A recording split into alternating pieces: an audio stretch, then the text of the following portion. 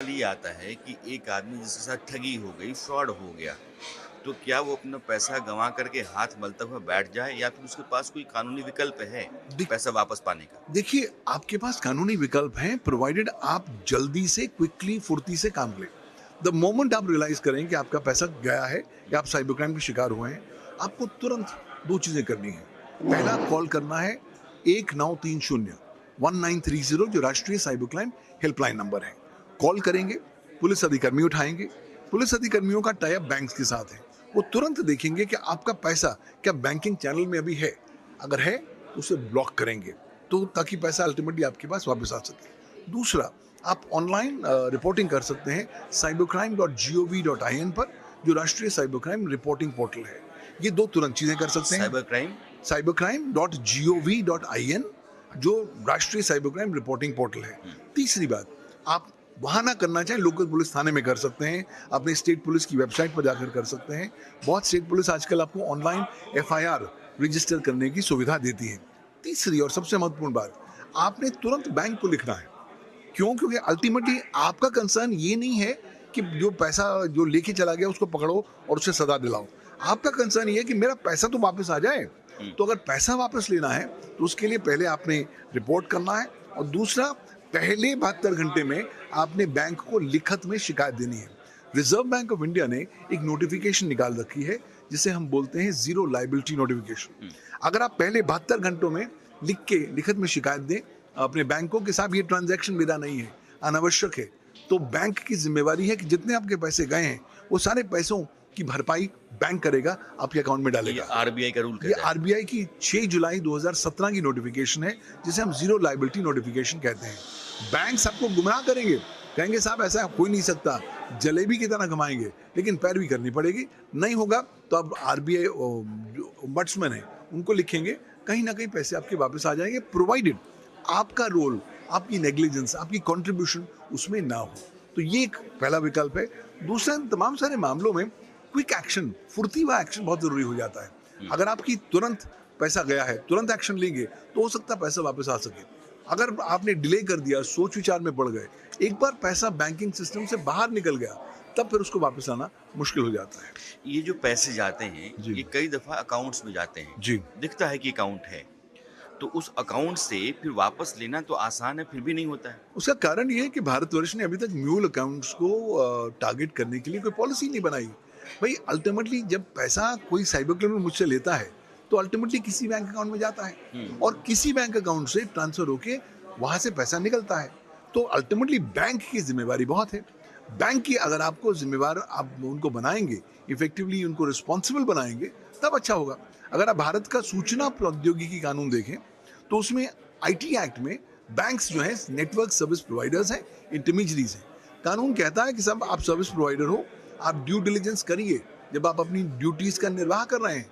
और अब तो 6 अप्रैल 2023 से एक नई नोटिफिकेशन आ गई है जो कहते हैं बैंक की जिम्मेवारी है कि वो ना केवल इंश्योर करेंगे कि उसके उपभोक्ता को जानकारी हो कि उन बैंक अकाउंट्स का दुरुपयोग ना हो, बल्कि साथ ही साथ banks will make reasonable efforts to ensure कि उनके यूजर्स कानून का उल्लंघन ना करें। तो इस तरह की नोटिफिकेशन को इफेक्टिवली हमें इन्फोर्स करने की ज़रूरत है। बैंक्स अब इस बात को देखा अनदेखा कर देते हैं। रिजर्व बैंक ऑफ इंडिया के ऊपर बहुत ज़बरदस्त दायित्व है। आज अगर रिजर्व बैंक ऑफ इंडिया सख्ती निपटा ले तो मैं समझता हूँ कि 90% जो साइबर फ्रॉड हो रहा है वो तुरंत अगले 2 महीने में बंद हो जाएगा। बड़ा सवाल आप उठा रहे हैं। आप आरबीआई की सख्ती पर, उसकी फुर्ती पर या उसकी नीयत पर भी कहीं न कहीं सवाल जाता है और बैंक अपने ऊपर ज़िम्मेदारियाँ नहीं उठाते हैं, यह भी एक प्रश्न है। अ, अगर जैसे आपने कहा कि बैंक से किसी बैंक अकाउंट में पैसा गया है, तो ये बैंक की लायबिलिटी बनती है, बैंक की ज़िम्मेदारी बनती है कि मेरा पैसा वापस ला कर के दे, अगर 72 घंटे के भीतर मैंने शिकायत कर दी है तो। जी। लेकिन आज की तारीख में फ़ोन कॉल्स आते हैं। आपने मोटा ट्रांज़ैक्शन किया है, तो आपके बैंक का एक कॉल आता है और वो कि आपने ये ट्रांज़ैक्शन किया है, अगर हाँ तो 1 नहीं तो फिर आप 0 या 9 जो भी ऑप्शन है। ये अगर हर ट्रांज़ैक्शन पे हो जाए, तो फिर अगर मुझसे गलती हो भी गई है, तो मेरे पास एक विकल्प है रोकने का, लेकिन ऐसा होता नहीं है। जब मोटा ट्रांज़ैक्शन है तब तो ठीक है, लेकिन छोटा है 8,000 का, 10,000 का तो नहीं आता है। तो इस तरह से बैंकों के ऊपर जवाबदेहियाँ तय की जाए, बैंकों को अगर चुस्त दुरुस्त किया जाए, तो आपको लगता है कि सर फ्रॉड रुकेंगे? देखिए, अगर आप बैंक्स को जिम्मेवार ठहरा दें, तो मैं उम्मीद करता हूँ कि अगले 60 दिनों में हमारे यहाँ जो साइबर फ्रॉड की तादाद है बहुत हद तक रिड्यूस हो जाएगी। क्यों? जब आप ये कह देंगे साहब बैंक आपकी जिम्मेवारी है अगर आपके अकाउंट से कुछ दुरुपयोग हुआ है, क्योंकि अल्टीमेटली जब बैंक आपको अकाउंट दे रहा है तो वो भी उस अकाउंट से पैसा कमा रहा है, अपनी कमीशन कमा रहा है, ट्रांजैक्शन में कमीशन कमा रहा है। तो वो जो बैंक पैसा ले रहा है वो नॉर्मल पैसा नहीं है, वो प्रोसीड्स ऑफ क्राइम है। जब आप इस एंगल से देखना शुरू करेंगे और बैंक की टॉप मैनेजमेंट को जिम्मेवार ठहराना शुरू करेंगे क्रिमिनल एक्शन की वजह से, लीगल लाइबिलिटी की वजह से, बैंक्स तुरंत कार्रवाई करेंगे, ताकि अल्टीमेटली वो नहीं चाहते कि उनका लीगल एक्सपोजर हो।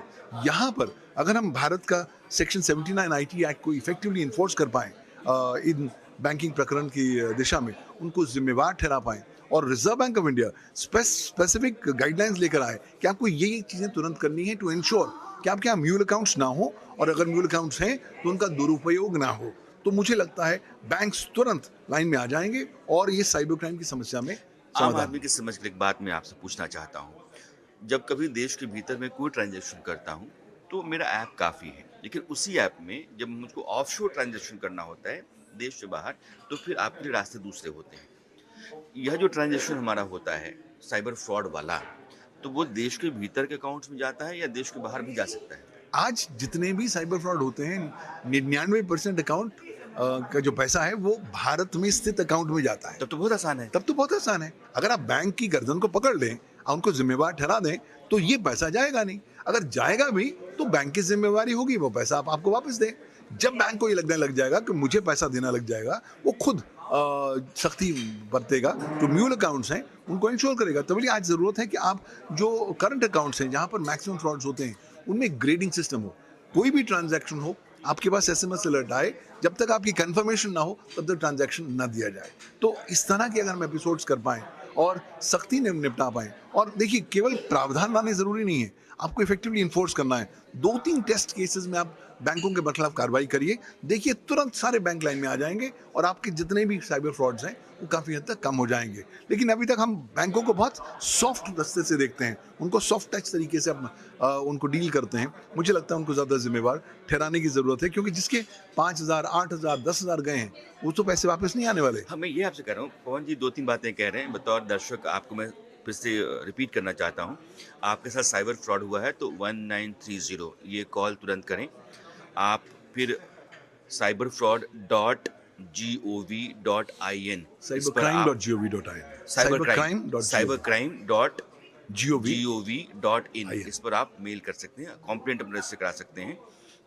आप अपने बैंक को 72 घंटे के भीतर लिख करके दे सकते हैं कि ये जो ट्रांजैक्शन है ये फ्रॉड है, ये गलत है और इससे मेरा कोई लेना देना नहीं है।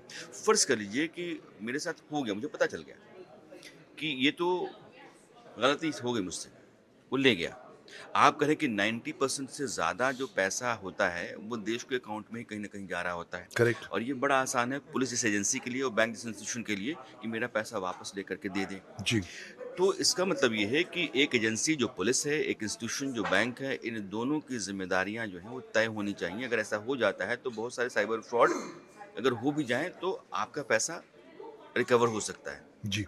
बल्कि अब तो जो national cyber crime reporting portal है, उन्होंने तमाम सारे बैंक्स के साथ टाई अप कर रखा है। द मोमेंट मैं शिकायत करता हूँ, वो उनका सिस्टम एक ऑटोमेटिक रिपोर्ट जनरेट कर देता है कि ये पैसा फलां बैंक से फलां अकाउंट में गया है, वहाँ पर गया और यहाँ से निकला है। तो वो जो ट्रेल है वो पूरी तरीके से स्थापित है। अब अगर आप अपने कानूनी प्रावधानों को इफेक्टिवली इन्फोर्स बनाएं, उनको ज़्यादा जिम्मेवार ठहराएं, तो फिर बैंक्स जैसे उनको आभास होगा कि मेरी जिम्मेवारी बन रही है, तो कहीं ना कहीं इफेक्टिव कारगर कदम उठाएंगे अपनी गर्दन बचाने के लिए। और जब वो होगा तो आपका पैसा वापस आएगा। देखिए, आपका पैसे से अगर कोई साइबर क्रिमिनल कहीं ना कहीं आगे पनप रहा है तो वो दूसरी बात है, लेकिन बैंक का उसका भागीदारी तो नहीं होना चाहिए। लेकिन जब बैंक इस तरह की ट्रांजैक्शंस अलाउ करता है तो वो भी साथी बन जाता है क्रिमिनल एक्टिविटी का, और जिससे जो पैसे कमाता है प्रोसीड्स इन क्राइम है। लेकिन आज तक इस बात के ऊपर कोई बात नहीं करता, इस फोकस पर तवज्जो नहीं दी जाती। और हमारे यहाँ भारत में तो लोग ब्लीड कर रहे हैं, लोग बता नहीं रहे, वो दूसरी बात है। कम से कम लोग रिपोर्ट कर रहे हैं, ज़्यादा लोग रिपोर्ट कर नहीं रहे हैं। तो इसलिए जब आप आभास करेंगे तो कई हजार करोड़ रुपयों का नुकसान प्रत्येक माह हम लोग देख रहे हैं जो लोग साइबर फ्रॉड के तरीके से हो रहा है। केवल एक सर्वे आया था जो कहता है 4 महीने में भारतीयों ने 2000 करोड़ रुपए गवा दिए हैं डिजिटल अरेस्ट वाले मामलों में। ये तो केवल दर्ज एक है। मामलों के आधार पे होगा। ये तो सिर्फ जो दर्ज मामले हैं, जो नॉन रिपोर्टेड है, अब आप अनुमान लगा सकते हैं। और हमारे यहाँ अंडर रिपोर्टिंग इतनी ज़्यादा है कि आप उसकी तुलना नहीं कर सकते। कुछ साल पहले हमने सर्वे किया था कि कितनी अंडर रिपोर्टिंग होती है। हमने पाया था कि अगर 500 इंस्टेंसेस होते हैं साइबर क्राइम के, तो उनमें 50 केसेस में कंप्लेंट होती है और उसमें एक केस में एफआईआर दर्ज होती है। तो अगर 500 वर्सेस 1 एफआईआर आ रही है और फिर भी उसमें भी हमारा कन्विक्शन रेशो 0.1% आ रहा है, तो हम कहीं नहीं है। तो मुझे कहीं लगता नहीं। है हमारे को जब तक डेडिकेटेड कानून लेकर नहीं आएंगे साइबर क्राइम के प्रति, जब तक बैंक्स को जिम्मेवार नहीं ठहराएंगे, तब तक आप कितनी भी जागरूकता फैला दें, आप मेजर